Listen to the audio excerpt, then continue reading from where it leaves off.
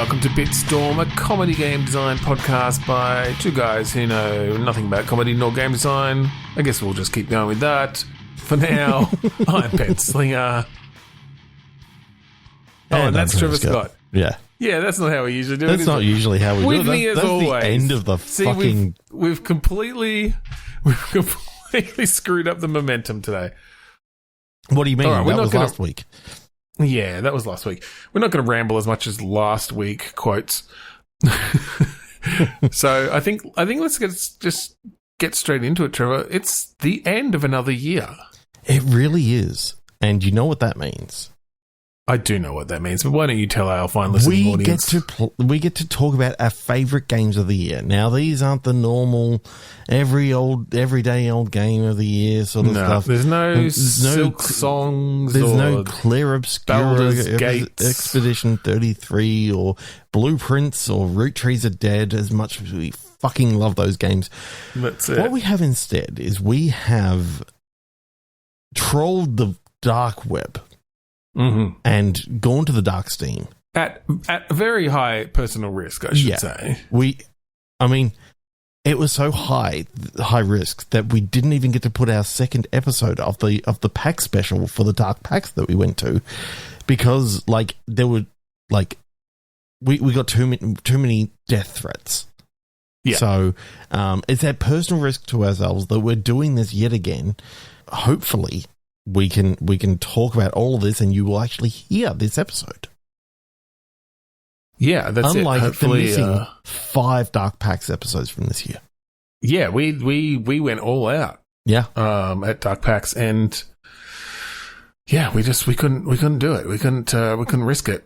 No, and so much of it was corrupted by no. some sort of demonic forces. It seemed like. Yeah. But yeah, we've one of them was playing. just screaming. One podcast just came out of screaming. You heard a little bit of that in the last episode, in that Dark Packs episode. In that episode. Yeah. No, it just overtook the whole thing. But, yes. We're going to be talking about our games of the year, the best games from the dark web that we liked. Trevor, do you want to go first? Sure. I loved Infinite Conspiracy. Oh, yeah. Yeah. It was basically like a roguelike game where you're busting conspiracies continuously. And it's infinite. Lots of red string in that game, which I loved. Oh, yeah. And thing is, sometimes you had to pull together the conspiracy theories and all that sort of stuff to break them down, and then just another one would pop up just after you bust that one down, yet another one would come up. So many things where it's like, okay, now I've got to get pull the corkboard down. Or one of the things I loved is just leaving a corkboard up and just going to another room, buying a corkboard off Corkboards R Us, chucking it up, and Yeah, well, I loved they obviously there's a lot of these games out there now that use a lot of pre-made assets, and you're maybe like the house flipper games and stuff. I mean, I think those have come a little bit further, but this was a lot of those management games. I like that they put that element of it in there. You had to kind of extend out the house when you ran out of room for corkboards, and that sort of thing. You had to have the money to buy them. And look, if your family went without dinner, that's okay. Yeah, because this is important they're work. Just digital. Yeah, that's it. And that's what it would say every single time. They're just digital. Don't worry about it. It was almost too reassuring that I started to get suspicious. But I'm pretty sure, they were just digital. Yeah. It wasn't a real family that we were somehow controlling, feeding remotely or not. Yeah. Yeah. And I'm sure all those videos with today's date on the newspaper that was just coincidence. Yeah. That's it. Yeah, it's just AI. All AI. And we usually don't stand for that, but in the context of this game, it made sense. It did.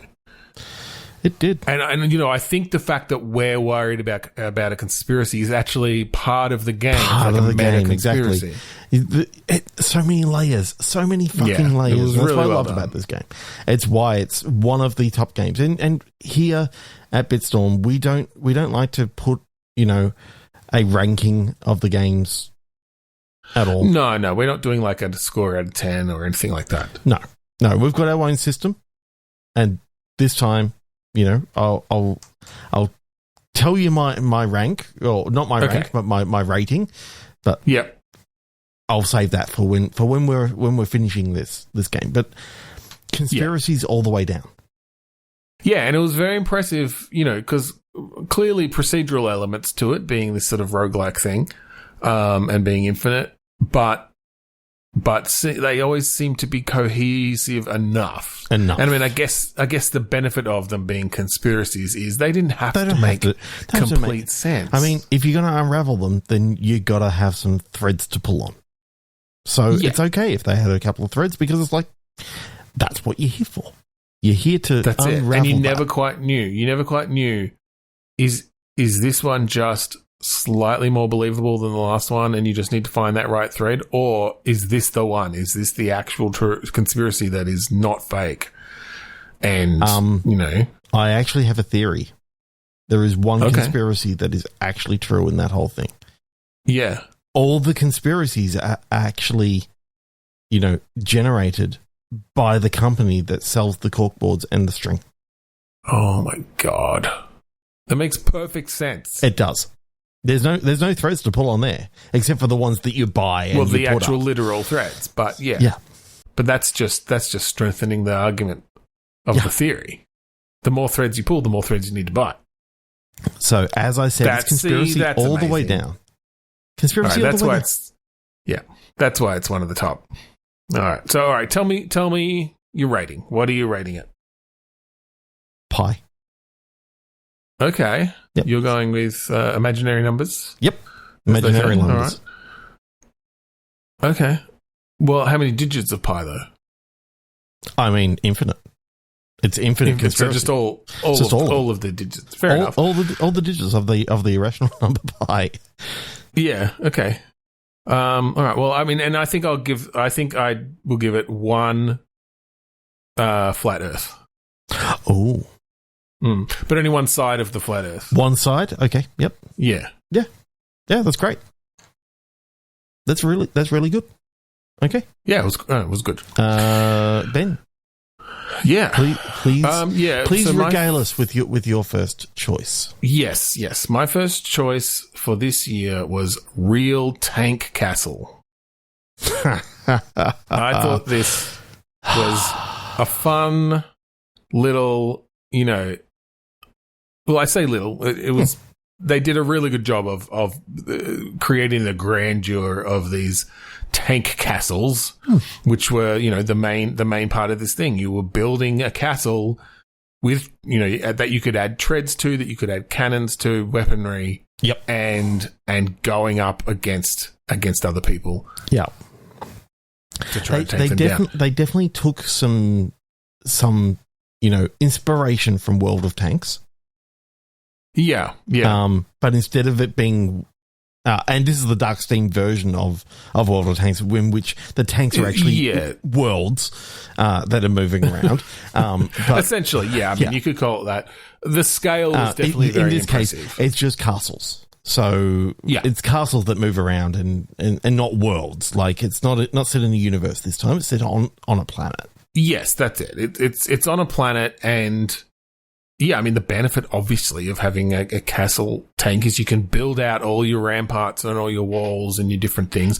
You can have your archers and your people manning, various munitions, the tank parts. But you can also have your king wooing a princess, and trying to make her his bride, sitting there up on the throne. Yep. Just as all the around. The physics was super realistic, and I love the way that they, made all that work. Especially when you go up a hill and, everyone in the castle was, whoa! Yeah, and just then down the other way, sliding whoa! towards the back. That's it. I mean, but it added a real element of strategy to it then, right? Like the terrain mattered. You had to make sure that you had enough munitions at the back so that they could be manned by people when you're going up a hill. And, vice versa when you're going down. And you need to make sure that they're not having a feast. If they're having a feast, you can't be going up a hill because the meat is going to go all over the floor. And that's it. you know they've and then that overhunted carries this. on. Then everyone's hungry, and well, that's it. You're overhunting, using too much meat. Yeah, look, and it did add that real element of like different layers there, because you still had to send out your hunters. You had to send out your knights to enforce the law around your castle, your sort of zone that moved but with your you. zone was moving. So just because that farm was part of your kingdom yesterday doesn't mean it's part of your kingdom today, because the zones are redistricted. That's it. It's really gerrymandering. It's just gerrymandering. Medieval gerrymandering. Yeah. The peasants don't know who their lords are, who their king is, one day to the next. Yep. But I mean, that's just, they're used to it. That's the world that they've lived. That's the only world they've ever known. Yeah. I know that in it's a multiplayer game, so we did get to play this together.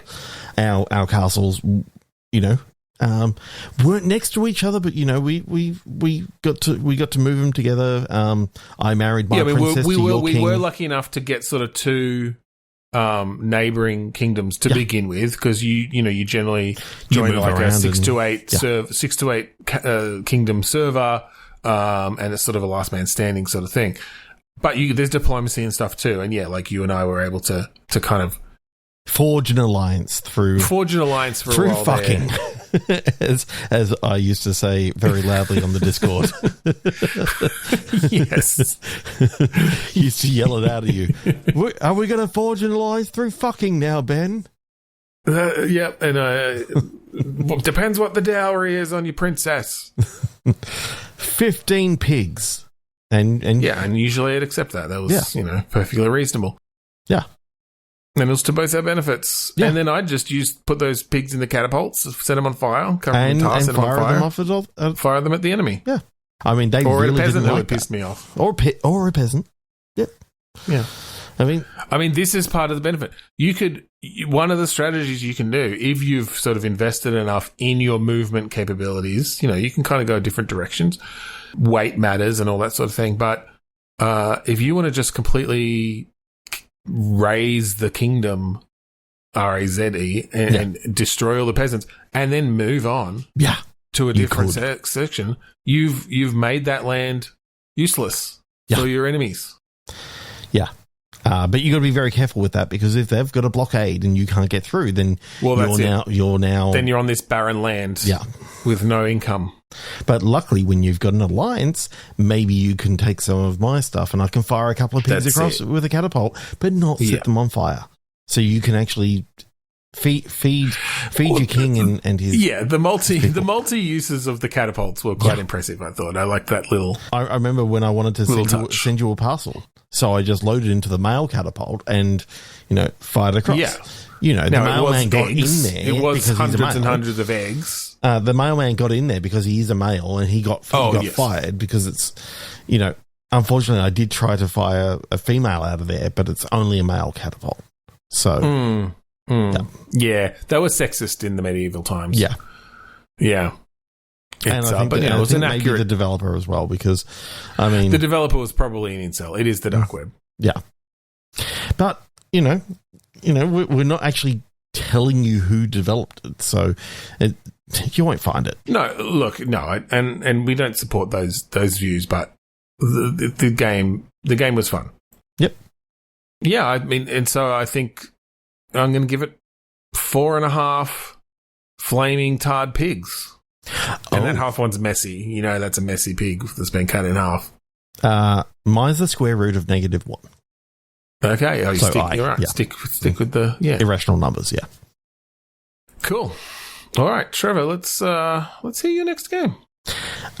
Irresistible Plunger Theatre. Yeah. Okay. I should have known you'd pick that one. Yeah. I mean, I love VR. Yeah. I love VR. And it's just it makes sense. Like the fact that the only prop that you have in the theatre is a plunger. And that's it. I mean, you've been doing a lot of improv. Like, I can see why that really appeals to you. Basically, every single scene has to have a plunger in there somewhere. It's mandatory.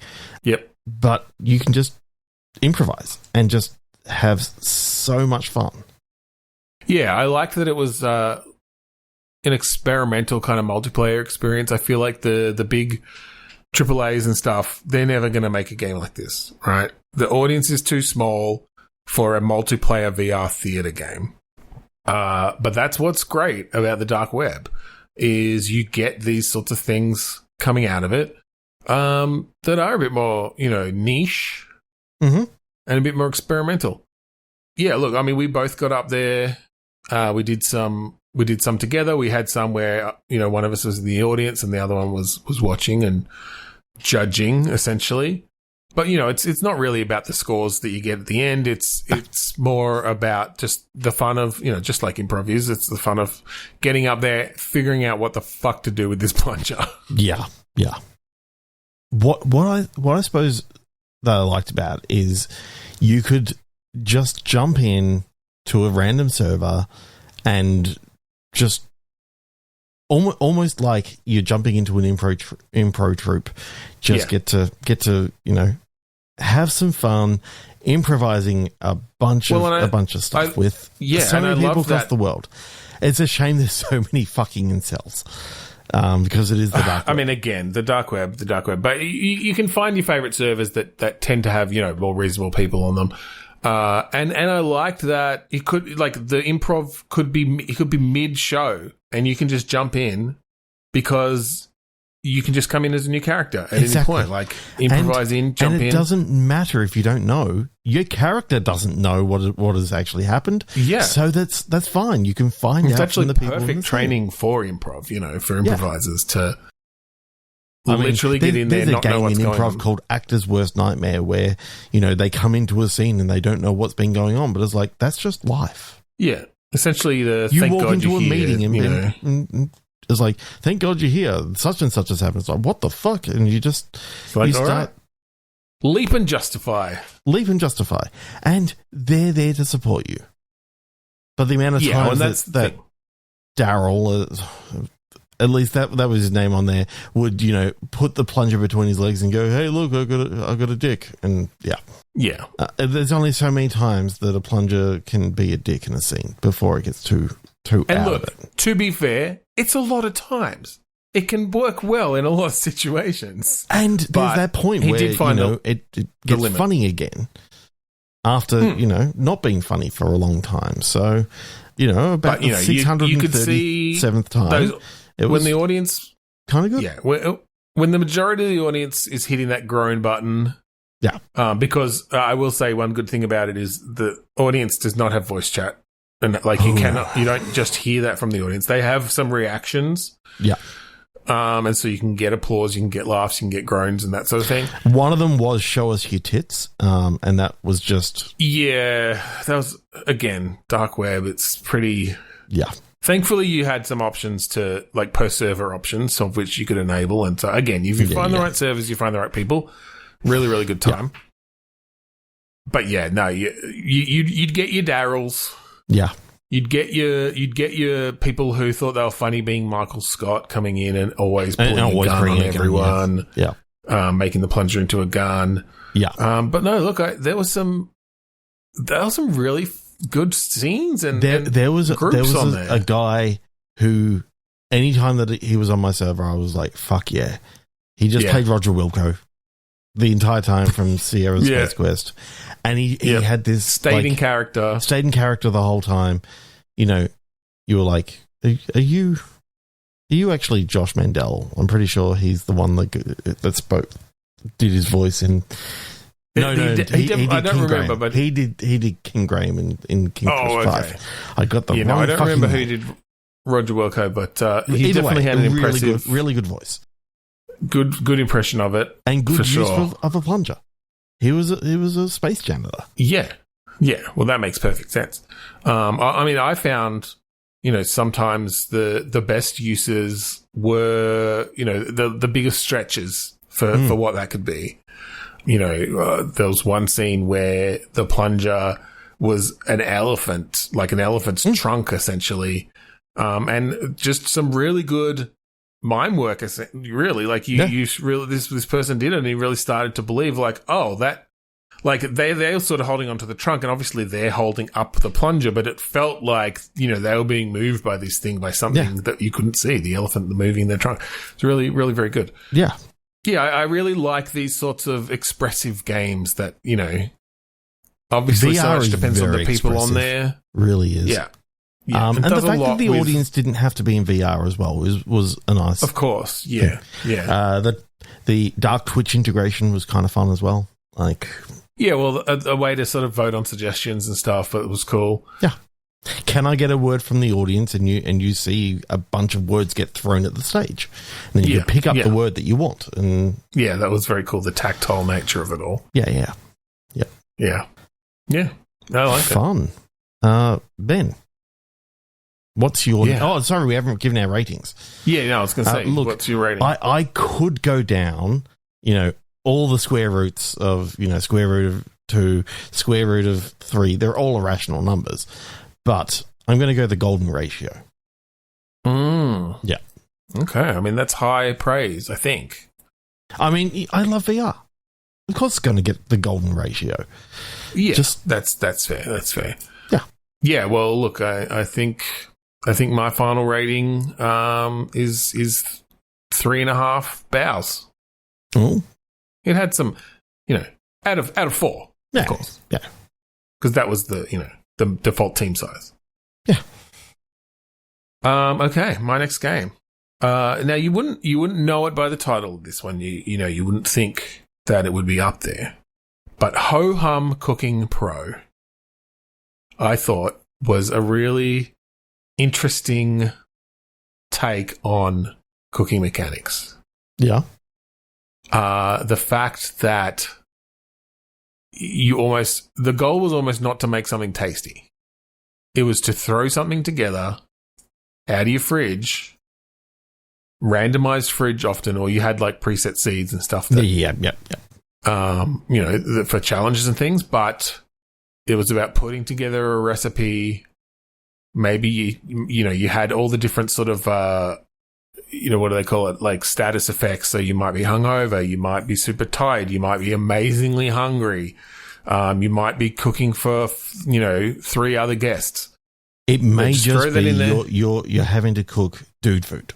Like, which is some of my favourite stuff to do. I mean, I always defaulted to mac and cheese straight away, but you didn't always have mac. And you didn't always have mac, and you didn't always have cheese. No. So there was a lot of prepackaged stuff in there, though, which I like. Yeah. I appreciate. You know, sometimes you would open that pantry, and you go, "Oh, there's a lot of boxes in here. There's a lot of prepackaged box mix." Yeah. Sometimes it was cakes. Sometimes it's like mac and cheese type stuff. And sometimes you have a look and you go, "There's flour. There's milk. I can make a fucking roux." Like, yeah. And if I can make a fucking roux, then the world is my casserole. The world is my casserole. I can make, and I love the fact that it gave us that saying. Like the game gave us that saying. The world is my casserole. I feel like they should have called it that. Yeah, that should have been the title of the game. Ho Hum Cooking Pro kind of does it a disservice. It's kind of ho hum, but the world is my casserole is like chef's kiss. Yeah, and this is the thing. Like, obviously, they got that title from. You know, a lot of these times, it's not about putting in a lot of effort to do these things. It's about hitting the requirements. Yeah. You know, as accurately and as fast as possible. Oh, I did actually find out that the reason why he didn't go the world is my oyster is because he's actually allergic to shellfish. So yeah, like the character, maybe even the developer. I wouldn't be surprised. Yeah, getting sort of a bit of representation. Did you get the Dark Steam achievement for killing your character by having shellfish? No, I missed that. I did get the level where you had to like use imitation, you know, crab meat and sort of like make a version of shellfish. But I don't know, maybe I did it successfully enough. Maybe there's an option there or a random thing where you get the real stuff. Yeah. I thought there was some interesting mechanics and interesting challenge meals as as I like to call it. Sometimes you go in and you see, a bunch of plates, and one's grey and the rest are all white, and then there's like a one of those sort of drying things where you can put mushrooms in and just dry it down. A dehydrator. Yeah. And then you just had to make like a beef Wellington and serve it to guests. So that was a fun challenge. Yeah, the one different coloured plate. Yeah, really. Yeah, the one different coloured plate really. Yeah, you had to just be really careful. That was really yours. In that, you had to make sure you served that up correctly. Yep. Yeah, well, I mean, I liked some of the sort of more minimalist ones almost. They were a real challenge where you'd open the fridge and there'd just be like one egg and, half an onion. And you just kind of had to do your best. But fuck me, how good was that omelette? I mean, it looked tasty. It looked good. Your character liked it. Yeah, I feel like that was yeah, go. Sorry. Oh, just, I feel like in some of those, the character didn't have much choice but to like it. There was sort of a bit of a desperation level there. You got a bit of backstory sometimes about. I swear, if you just put that onion on low heat for like an hour and turn it, brown and caramelized and all that sort of stuff, like, look, you put that into. You've got a bit more patience than me. You did have to cook everything in real time, so I maybe didn't quite get the caramelization on those onions that I should have. That's fair. Yeah. If you're gonna play Ho Hum, sorry, I've forgotten the name, Ho Hum Cooking Pro, you need to give it the time it deserves and be that cooking pro. Yeah, I maybe just didn't have the patience for that, but I can see why. Why that's popular. I did accidentally kill a lot of people at that restaurant, though. It turns out I was not a cooking pro, and I should not have been serving that blowfish. Yeah. They didn't. Depending on the seed, depending on the random seed as well. Like the poison sac not having the right tools, in a slightly different position. Yeah, but also not having the right tools. Like I actually had to use like cooking scissors to just sort of get in there and hack it out and snip around it. And that's a reason why it was a boss level. Yeah. It's the boss of cooking. Yeah, as we all know. Yeah. From that Blowfish is the boss of cooking.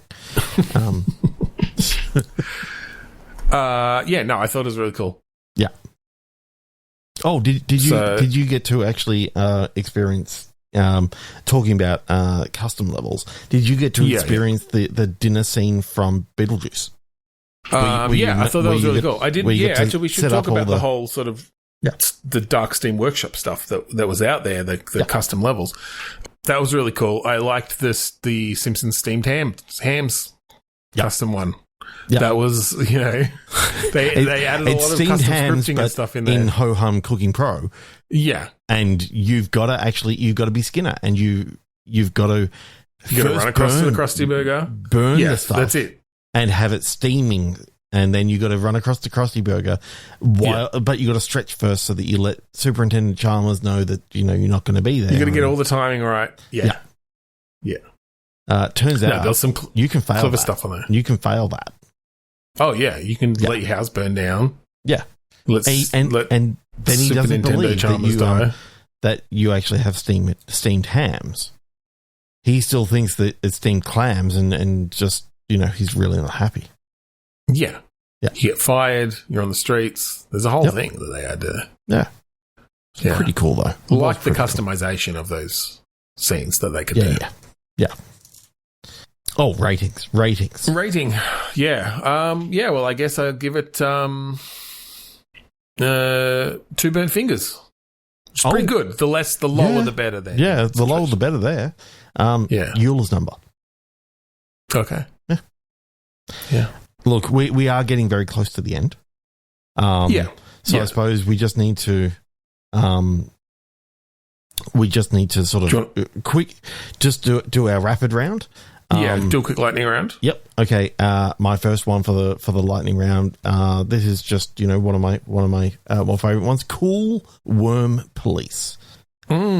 this developer had actually been listening to our podcast, heard about the Judge Worm presiding, all that sort of stuff, and came up with his own spin on it. I Did the law part of the order part of the Law and Order in that sort of.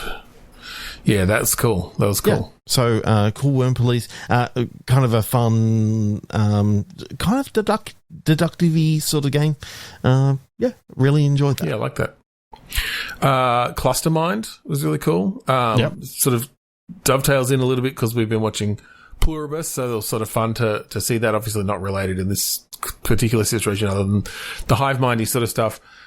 Yeah, I liked the way that you were bringing people into your hive mind and then kind of having to control them. It was like this amorphous blob of people then that you're, having to move and control at once and send out on jobs and bring more people into the hive mind. It's really cool. Yeah.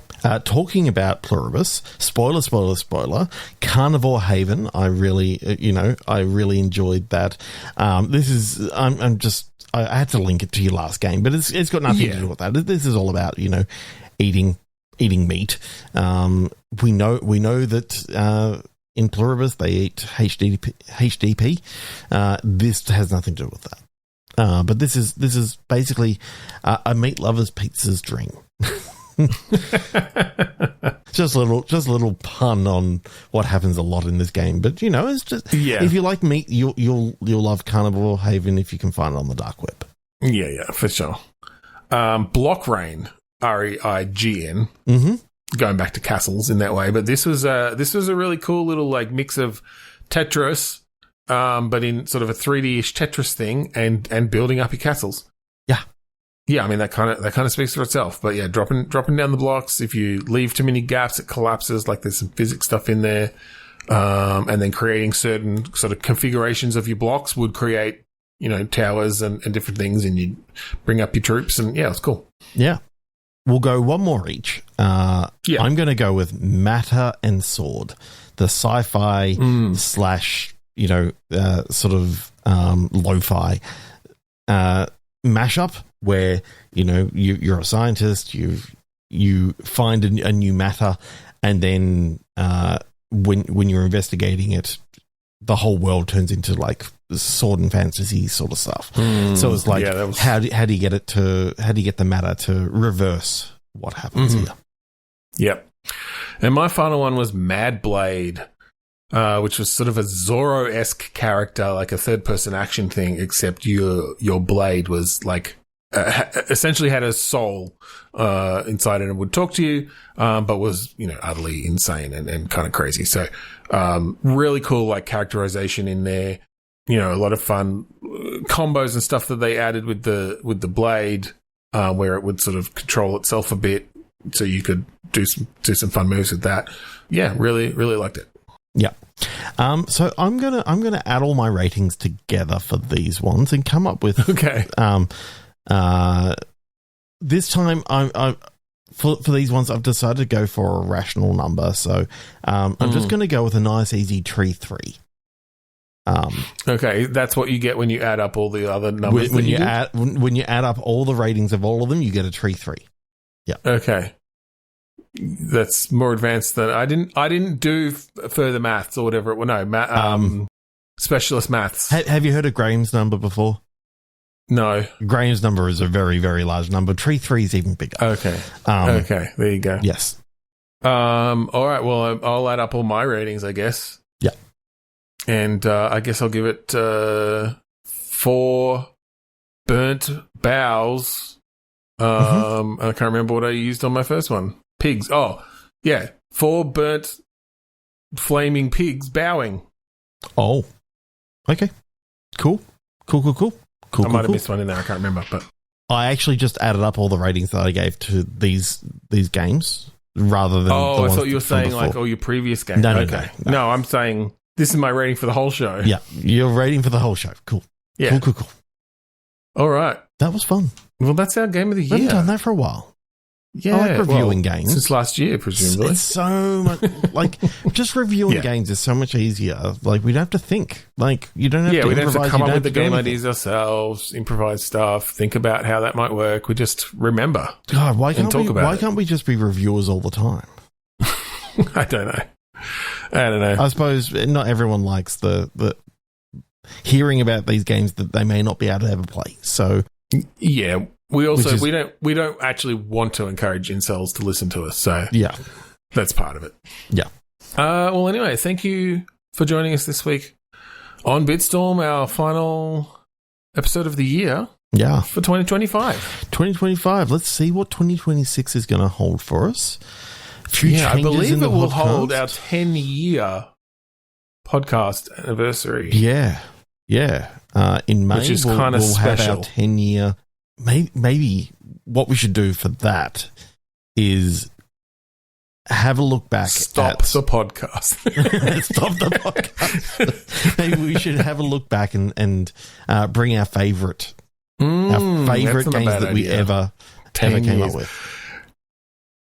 Trevor, like, to be actually literally serious, we have put out an episode a week. Not always directly on time, but one episode for each week. For nearly 10 years. For nearly 10 years. Not of this podcast, unfortunately. So, but I mean, even if you went from the start of this podcast, which then would put that a bit later, of course, that anniversary. But that's impressive. It is. Well done. It is to both of us. Yes, pat ourselves on the back.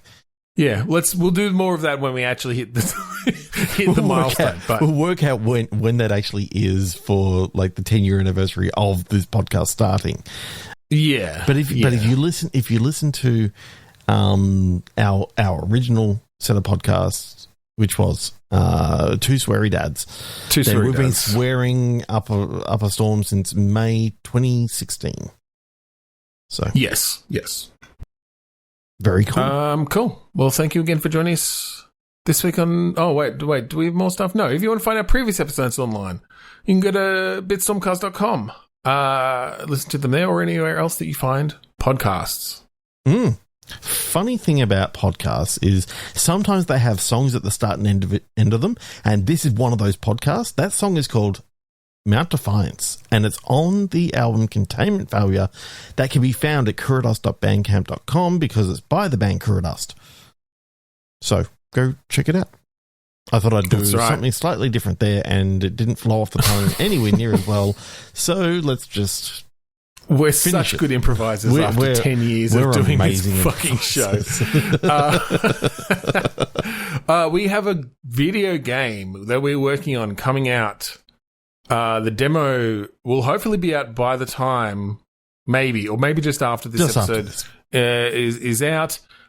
Check it out. It's the Grant Grover Anthology on Steam.